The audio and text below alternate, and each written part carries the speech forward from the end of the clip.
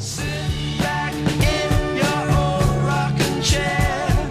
You need not worry, you need not care.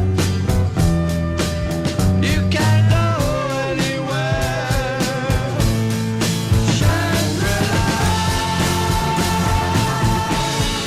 Shangri-La,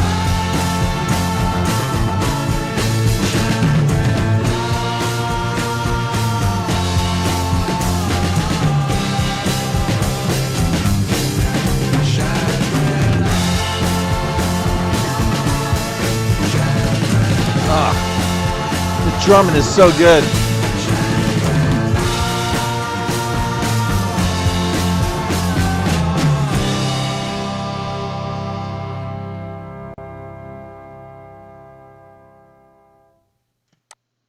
Ah, that's so good. Oh man. It's showtime, folks.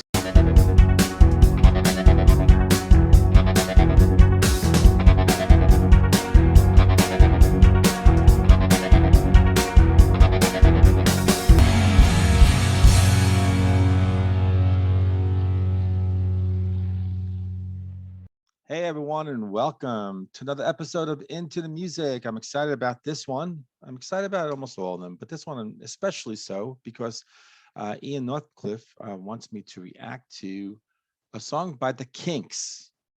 They are not completely on the level as that band up there on the wall, but the Kinks actually are a very favorite group of mine, if that's grammatically correct. I love that band. And so he wants me to react to Author. And Author is from that album, Author or the Rise and Fall and Rise of the British Empire. I forget exactly the name of the album. I think it's just kind of known as Author. And so, yeah, I know that album. I know the band. I know this song. I haven't listened to this song in a long time, but it's a great song. So I think at some point in checking out Into the Music reactions, you must have picked up that I like the Kinks, right?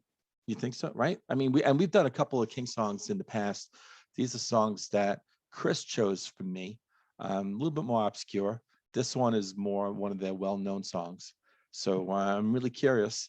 I'm kind of curious why you want me to listen to this, because this is kind of in my wheelhouse. But again, I think the saving grace is, well, I mean, even if I listened to this last week, who gives a crap, because a great song is a great song. And so, it's going to be enjoyable. But this is one that I haven't heard in a long time. So that's cool. So let me stop yapping and let me get into Shangri-La by the Kinks.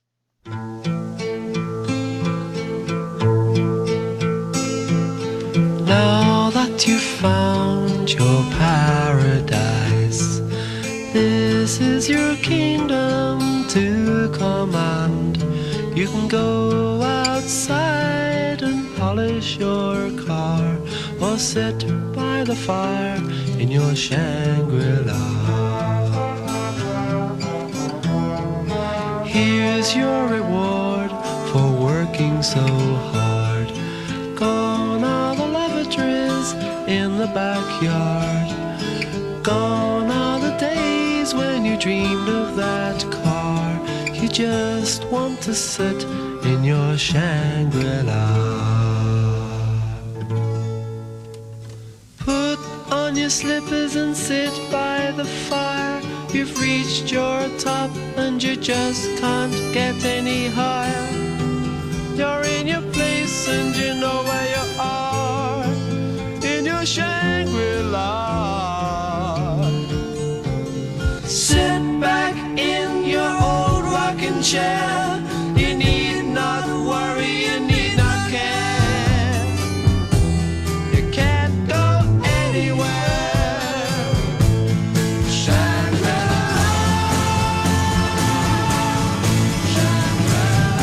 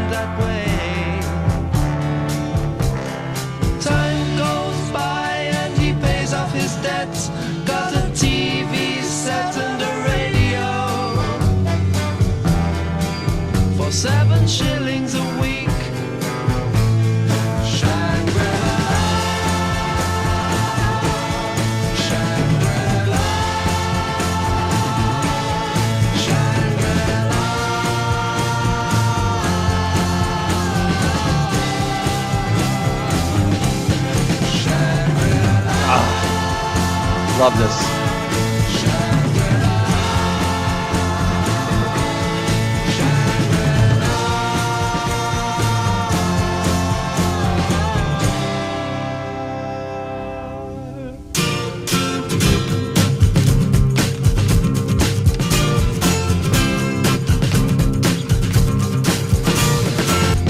All the houses in the street have got a name. 'Cause all the houses in the street, they look the same. Same chimney pot, same little car, same window panes. The neighbors call and say things that you should know.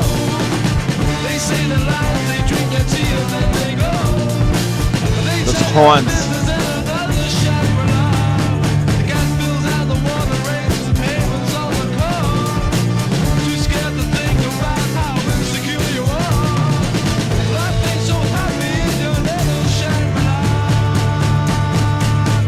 Shangri-La, Shangri-La, la la la la la la la la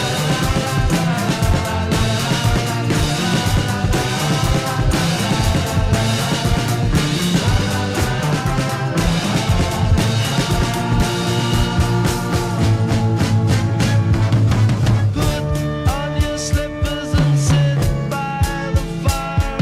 You've reached your top and you just can't get any higher. You're in your place and you know where you are. In your Shangri-La. Sit back in your old rocking chair. You need not worry, you need not care. You can go anywhere. Shangri-La.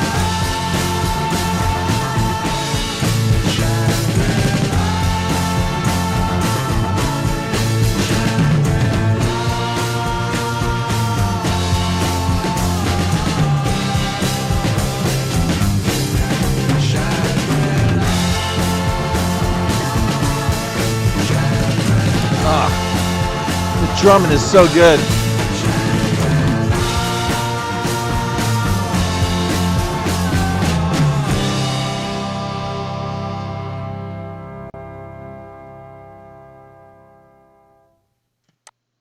Oh, that's so good. Oh man. Ian, this is great. This is great. I haven't listened to this in a long time, man. All right, let me get my thoughts together. Lot to say. See you on the other side. Oh, that's so good. That song is so good. I love it. I love the different changes that it goes through. Let's pull it back though. That beginning, I mean, that's beautiful. With the acoustic guitar. I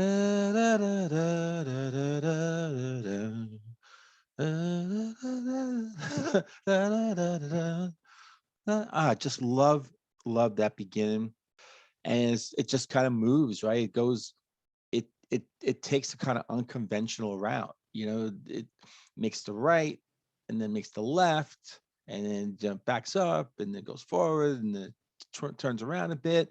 I love that one part, that change up where it really picks up. It becomes like rock, you know. And the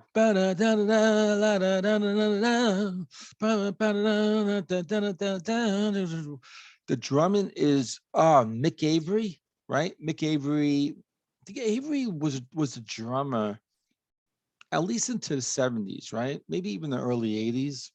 I think it was Peter Quaife, who I'm not sure if it was Quaife or John Dalton playing bass on this album.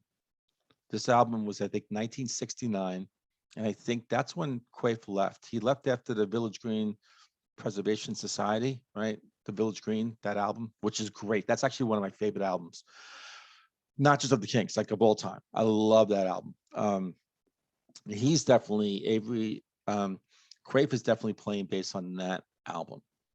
It's this one that I think is when he left, right before it was recorded, and then John Dalton. So we'll check it out. I got some information, but yeah, Avery's drumming is tremendous, tremendous. That was the one surprise. like, Greg, you never heard? Of course I heard the song, but in not hearing it in a long time. And really, when I'm reacting, all my senses are like, it's like I'm listening to the first time. I'm really listening to everything. And it was remarkable how great the drumming was.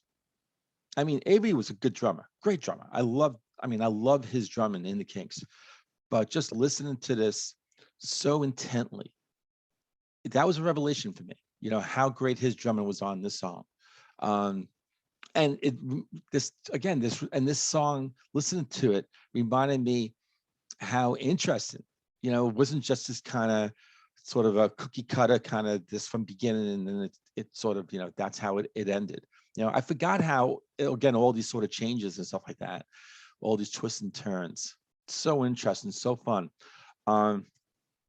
Yeah, and if I remember correctly, it was raised kind of like sort of commenting on, you're living sort of a common life, and yet, you think you have the greatest life. I mean, that was always my interpretation. And I think that whole album, the Author album, I think it's kind of based off of it. Just every song kind of is about Author, and it does come off like he's kind of looking down on him.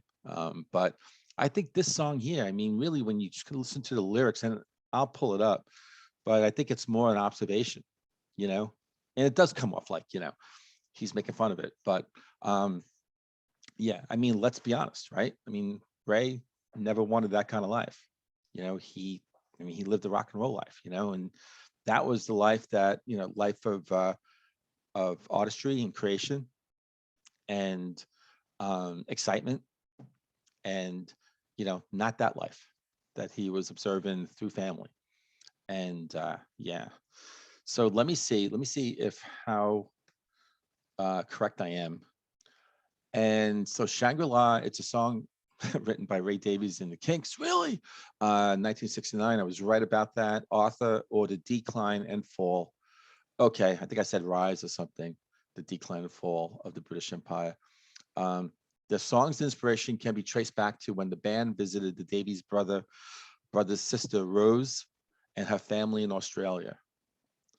The design community that the family lived in serving as the initial lyrical inspiration. The song's highly ironic lyrics comment on British class society while portraying Arthur, the album's ill-fated protagonist, and his empty life in the suburbs.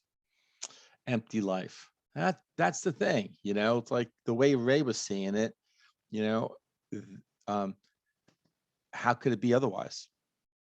You're working, you're slaving, and you kind of call, your the place that you lay your hat down, like, your kingdom. This is it. This is what you worked hard to attain. Dave Davies, right, his brother, I love Dave Davies, his guitar playing. He has since said that the song lyrics are misunderstood.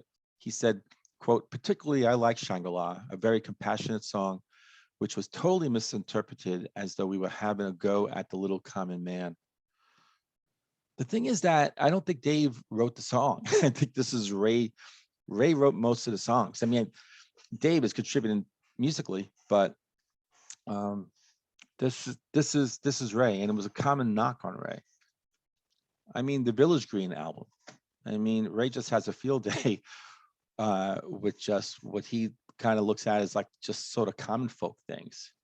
They want to preserve the past. They don't want to move forward. You grow up. You married a girl in town. And you have tea in the lawn, and you take pictures of each other.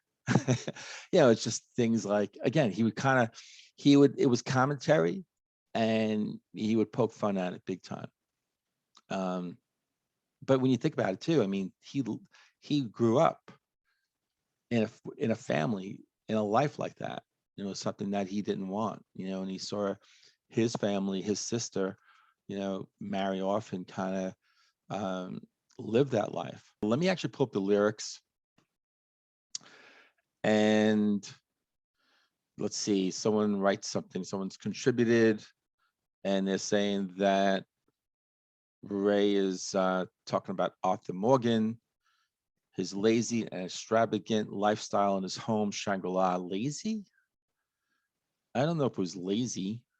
While he lives his life of money and paradise, he ignores everyone else and just prefers to relax in his paradise.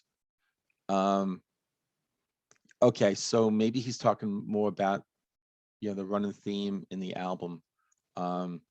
It's an album, Victoria is a great song from that album. Other songs too. It's not one that I go to a lot, but I know that it got a lot of great sort of critical acclaim. I don't think it's sold that much, but it's considered one of their best. But it's not one that I go to a lot. So, but I don't know. But I mean, in this song, I don't think he's coming off as lazy. I think the guy has worked hard in that now he's kind of like, he's calling his home, he's treating this Shangri-La, the greatest thing. So let's see. Verse 1. Now that you found your paradise, this is your kingdom to command. You can go outside and polish your car or sit by the fire in your Shangri-La. Here's your reward for working so hard. I mean, there's no why would a contributor write about lazy? Here's your reward for working so hard. Gone are the lavatories in the backyard. Gone are the days when you dreamed of that car. You just want to sit in your Shangri-La. Put on your slippers and sit by the fire. You reached your top and you just can't get any higher. You're in your place and you know where you are in your Shangri-La. And in chorus 1, sit back in your old rocking chair. You need not worry, you need not care. You can't go anywhere. Shangri-La, Shangri-La, Shangri-La. It's in my head. Verse 3, the little man who gets the train got a mortgage hanging over his head, but he's too scared to complain because he's conditioned that way. And in chorus 2, time goes by and he pays off his debt, got a TV set and a radio for 7 shillings a week, and just Shangri-La repeats that in different ways. And the bridge, and all the houses in the street have got a name because all the houses in the street, they look the same chimney puff, same little car, same window panes. I think this is where the band is really rocking it. The neighbors call to tell you things that you should know. They say their lines, they drink their tea, and then they go.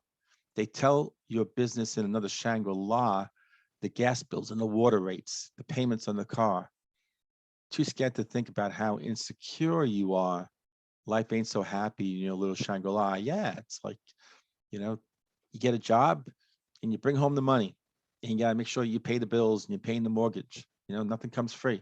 I don't know, to me, there's something to be said about the hard work that you put in, to maintain, to keep what you have. I think there's actually some nobility to that. But I also understand too that where Ray was coming from, young guy trying to move in a direction completely away from that, and almost looking at that like, if you just listen to all his songs that he wrote, so many of them, he's wondering, he's just in wonderment how certain people could just the simplicity of people's lives and how they were just happy, and yet to me he was always wondering about it, because that was not where he was going. That's not maybe he was never happy. He was always trying to find that Shangri-La, find that source of happiness that was just going to keep him, content. And that was never the case, I think, with him. Even when he wrote Waterloo Sunset, that is really just observant. And they walk in Waterloo Sunset and the train station, and he's just observing them. Yeah. That's always been Ray's thing. And so I'm looking here, so sit back and and that's really a pre-chorus. Put on your slippers and sit by the fire. You reach your top and you just can't get any higher. I think maybe he had said that earlier again. Yeah. So it's a great song, Ian. thank you for um, making me making me revisit that. Happy to do so. Yeah, and it's just in my head, and it just reminds me of how great that band was. Really great band. Yeah. So, Ian, thanks again to everyone out there. Let me know what you think about the song, about this reaction, and I'll see every one of you on the next episode of Into the Music.